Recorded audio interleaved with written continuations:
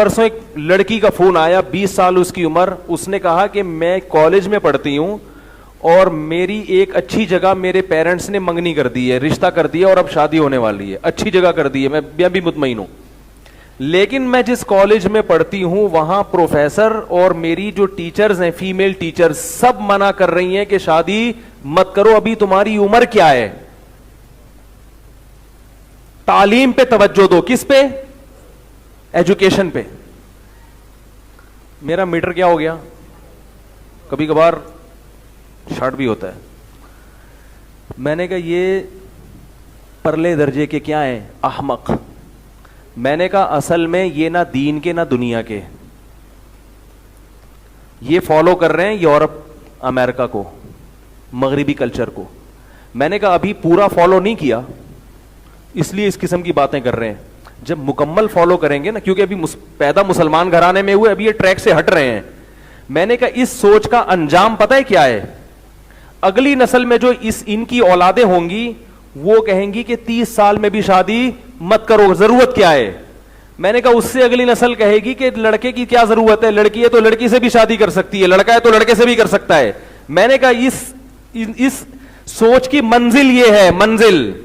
گورا بھی جو آج یہاں تک پہنچا ہے نا, وہ انہی سٹیپ کو عبور کر کے یہاں تک پہنچا ہے. آج یورپ امریکہ میں جو میل سے شادی کو اور لڑکی کی لڑکی سے شادی کو جو الاؤ کر دیا, تو یہ ایسے نہیں ہو گیا. بے شرمی اور بے غیرتی کی پہلی سیڑھی, پھر دوسری سیڑھی, پھر تیسری, پھر چوتھی, کوئی روکنے والا تھا نہیں. تو بالآخر انجام کیا ہوا, ایک 50 سال کا بڈھا ایک 50 سال کے بڈھے سے شادی کر رہا ہے. ہمارے ہاں اگر ایسا ہو ہم غیرت سے مر جائیں, کسی کو منہ دکھانے کے قابل نہ رہیں, لیکن ان کے ہاں اس کو کیا کر دیا, قانونی اجازت دے دی. یہ پرلے درجے کی بے شرمی ہے, اور اس بے شرمی پر وہ جو پہنچے ہیں نا, وہ اسی سے پہنچے ہیں کہ نہیں شادی پیس ایجوکیشن. وہ کیوں منع کر رہے ہیں اس کو شادی سے, پروفیسر, کہ ابھی تمہاری عمر کیا ہے, ابھی تو تم پڑھو.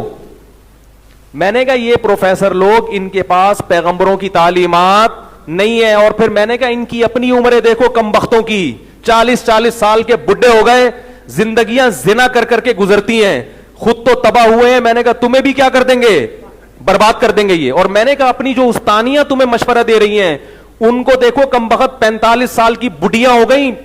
میں تھوڑا سا فارم میں آیا ہوں نا, اس لیے تھوڑا غصہ کرنے دے مجھے. خود تو تباہ ہوئے, نئی نسل کو کیوں برباد کر رہے ہو بھائی.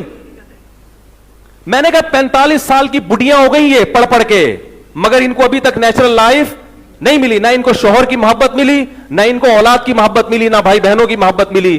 نتیجہ یہ کہ انہوں نے پڑھ لکھ کے تو بہت نام کما لیا, مگر ان کی زندگیوں میں سکون نہیں. میں نے کہا آپ اب اس نیت سے اپنی فیمیل ٹیچر کے چہرے پر نظر ڈالیے گا, دیکھنا کہ ان کے چہروں پہ آپ کو کیا سکون نظر آ رہا ہے کہ نہیں آ رہا. پتا چلے گا کم بہت بڈھی ہو گئی ہیں صرف کس سلسلے میں, پڑھنا ہے پڑھنا ہے پڑھنا ہے پڑھنا ہے. اب جب اتنی عمریں ہو گئی تو اب مرد لفٹ بولو بھائی نہیں ہے, کیونکہ مرد کو لڑکی میں سب سے پہلے اس کا لڑکی ہونا چاہیے. ڈاکٹر انجینئر یہ کیا ہے, یہ بات کی چیز ہے. وہ عورت سے شادی کر رہا ہے, اس کو ڈاکٹر, وہ الگ سے اوصاف ہیں کہ ڈاکٹر بھی ہے. دیکھو ہم جب قربانی کرتے ہیں, گائے لے کر آتے ہیں, پھر اس میں پہلی بات تو 4 جانور ہونے چاہیے نا, گائے, بکرا, اونٹ اور دمبا. اب آپ کو ایک باریک سا دمبا مل رہا ہے, اس کے مقابلے میں موٹا تازہ ہرن مل رہا ہے, آپ ہرن کی قربانی کر لو گے؟ بولو گے بھائی قربانی تو 4 جانوروں کی ہوتی ہے, وہ اگر دبلے بھی ملیں تو کر لوں گا, لیکن یہ سوچ کے کہ ہرن زیادہ بھرا ہوا ہے یا زیبرا زیادہ گوشت نکلے گا اس کی قربانی کر لوں, وہ محل ہی نہیں ہے قربانی کا. تو مرد کو نکاح کے لیے عورت چاہیے, اس میں عورت پنا جھلکنا چاہیے. اس کے بعد وہ دیکھتے ہیں ہاں بھائی چلو ڈاکٹر بھی ہے, انجینئر بھی ہے, اور جناب وہ اس میں اور ہاں ایسا آرڈینری کچھ چیزیں ہیں, تو پہلے عورت ہونا تو ثابت ہو اس کا. قرآن مجید میں اللہ نے کیا ارشاد فرمایا, 1 منٹ, والقواعد من النساء اللاتی لا یرجون نکاحا, فرمایا 1 منٹ میرے بھائی تھوڑا خاموش ہو جائیں ٹھیک ہے. والقواعد, آج تو کوئی بول نہیں رہا تھا, اب حضرت نے سب کی طرف سے فرض کفایہ ادا کیا ہے, ٹھیک ہے. والقواعد من النساء اللاتی لا یرجون نکاحا, اللہ فرماتے ہیں وہ عورتیں جو عمر کے اس حصے کو پہنچ چکی ہیں کہ اب ان کو نکاح کی امیدیں ختم ہو گئی ہیں, ان پہ پردہ فرض نہیں ہے. اس کا مطلب اللہ قرآن میں بتا رہے ہیں کہ ایک عمر عورت کی ایسی بھی آتی ہے کہ اب اس کو نکاح کی امیدیں, بولو بھائی, تو عمر کی وجہ سے وہ ہوتی ہیں.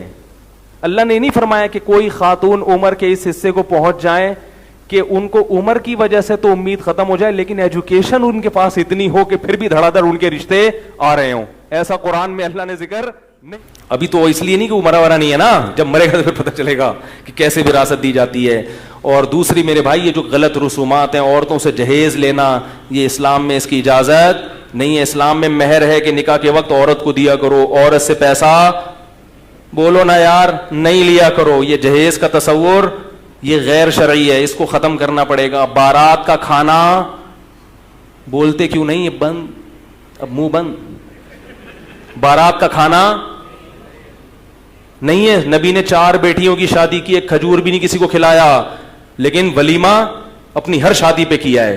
تو لڑکا کھانا کھلاتا ہے, لڑکی والے نہیں کھلاتے. اسلام ہے یہ. آپ کہیں گے اتنی بارات آئی ہے تو اس کو کیا کریں, سوکھا بھیج دیں. کیوں آئی ہے بارات؟ بارات ہے ہی نہیں. مسجد میں نکاح ہو, جو لوگ بیٹھے ہیں ان کو وہ لڑکے والے چھوارے ٹوفی شوفی بانٹ کے وہ پتلی گلی سے نکلو, اور دلہن کو لینے کے لیے 1-2 افراد یا چلو 4-5 افراد آ جائیں بس کافی ہے. اگلے دن دولہا کے گھر پہ کھانا کھائیں گے سب. یہ اسلام ہے, لیکن ہم اس کو فالو ابھی تو یوں کر رہے ہیں, لیکن کریں گے نہیں, مجھے پتا ہے. ابھی میں یہاں کوئی لگا دوں نا مجلس, پھر دیکھو جتنا مجمع ہے اور لوگ آ جائیں گے, یار مجلس ہو رہی ہے. تو یہ ہے اسلام. اسی طرح جب آپ نے کنوارے لڑکے کے لیے بھی دوستیاں لگانا حرام ہے, اور شادی شدہ کے لیے زیادہ حرام.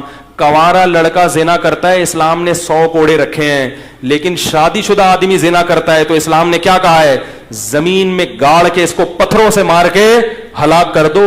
یہ حلال گوشت کے ہوتے ہوئے حرام بدبو کی طرف دیکھو. ایک طرف سور رکھا ہو, آپ غیر ملکی ممالک میں جاؤ, کچھ بھی کھانے کو نہیں مل رہا, پھر آپ نے سور کھا لیا تو یہ بھی غلط ہے, لیکن ہم کہیں گے یار کچھ مل نہیں رہا تھا. لیکن ادھر ایک برگر تکے رکھے ہوئے ہیں بڑے بہترین گائے کے حلال گوشت کے, اور ادھر سور رکھا ہوا ہے, پھر بھی سور میں ہاتھ مار رہا ہے, یہ قابل معافی نہیں ہے. جبریل نے دیکھا, نبی صلی اللہ علیہ وسلم جب معراج پہ گئے تو آپ نے دیکھا کچھ لوگ صاف ستھرا گوشت رکھا ہے اور وہ چھوڑ کر کیڑوں والا بدبودار گوشت کھا رہے ہیں.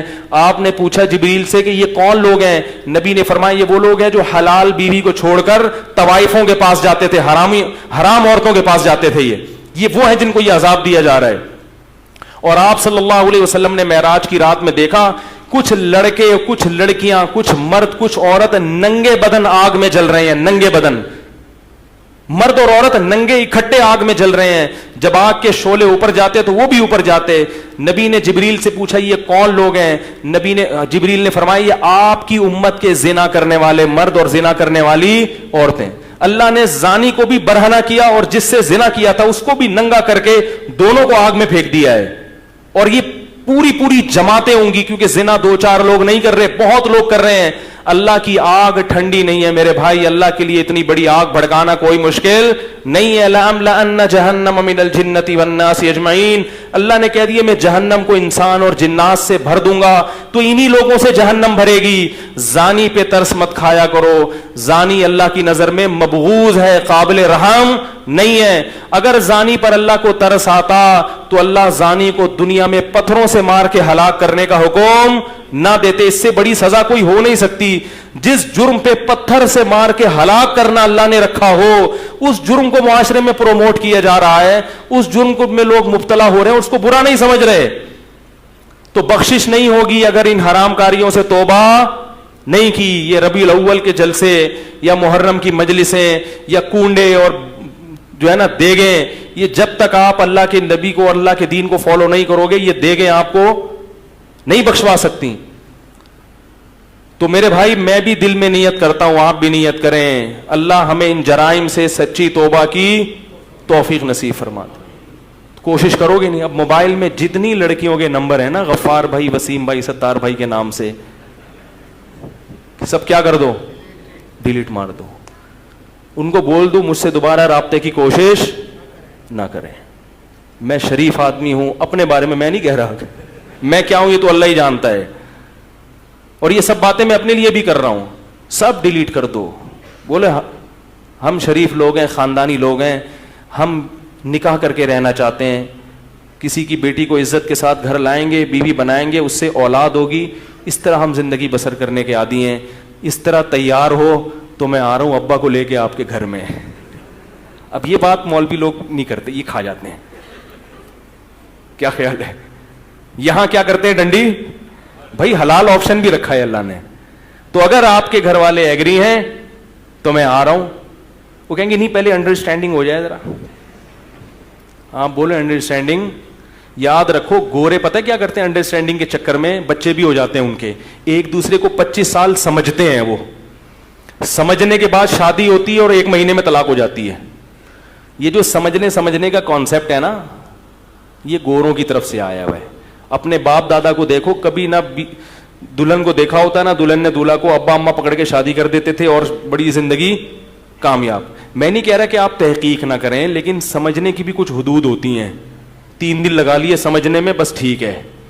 3 دن سے زیادہ بولو بھائی, یہ پھر سمجھنا نہیں ہے, پھر یہ چسکے لینے والی بات ہے. یعلم خائنۃ الاعین وما تخفی الصدور. اللہ سینوں کے بھیدوں کو بھی جانتا ہے اور آنکھوں کی خیانت کو بھی جانتا ہے. اللہ جانتے ہیں کون سمجھنے کے لیے بات کر رہا ہے اور کون چسکے لینے کے لیے بات کر رہا ہے.